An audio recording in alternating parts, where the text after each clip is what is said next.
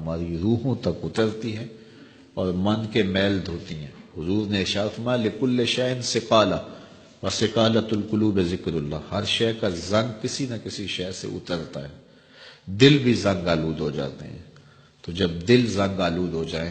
تو یہ اللہ تعالیٰ کے ذکر سے اترتے ہیں۔ ایک روایت میں آتا ہے دلوں کے زنگ تلاوت کلام مجید سے اترتے ہیں، اور وہ بھی اللہ تعالیٰ کا ذکر ہے،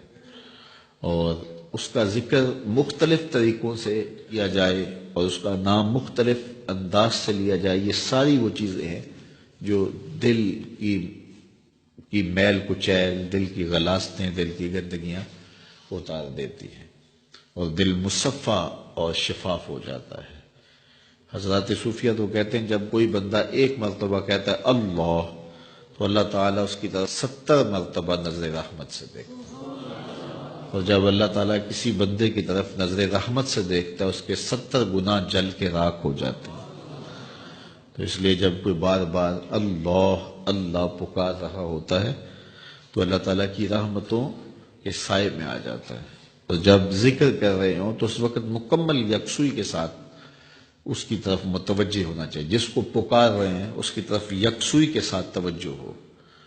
اور وہی ذکر حقیقی ذکر ہے۔ حضرت شیخ فرید الدین عطار علیہ رحمہ فرماتے ہیں ہر عضو بدن کا الگ ذکر ہے،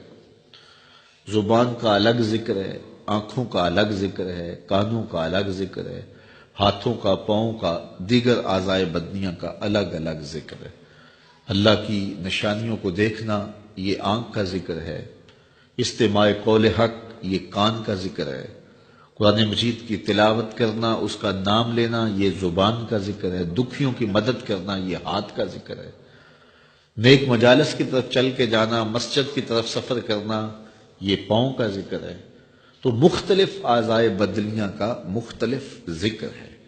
اور ہر وقت جو ہے وہ ذکر کے اندر انسان لگا رہے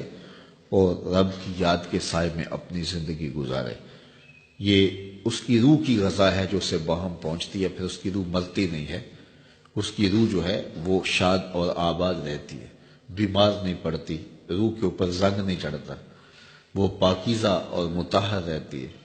تو مجھے اور آپ کو اپنی روح کا سامان کرنا چاہیے اور اللہ کا ذکر پوری یکسوئی کے ساتھ، پوری توجہ کے ساتھ، پورے انہماک کے ساتھ۔ ہمارے صوفیاء نقشبندیہ تو کہتے ہیں جب سالک کہے اللہ، تو جب یہ بندہ پکار رہا ہوتا ہے رب کو، تو رب بندے کی پکار کو سن رہا ہوتا ہے۔ یہاں ایک سوال بھی کیا جاتا ہے، کچھ لوگ ذکر مجرد پر یہ بات کرتے ہیں کہ جب آپ کہتے ہیں اللہ تو اس کے بعد کچھ نہیں کہتے، پھر کہتے ہیں اللہ، پھر کہتے ہیں اللہ، تو جب کسی کو پکارا جائے تو پھر اس کو غرض بھی بتائی جاتی ہے نا۔ آپ مجھے آواز دیں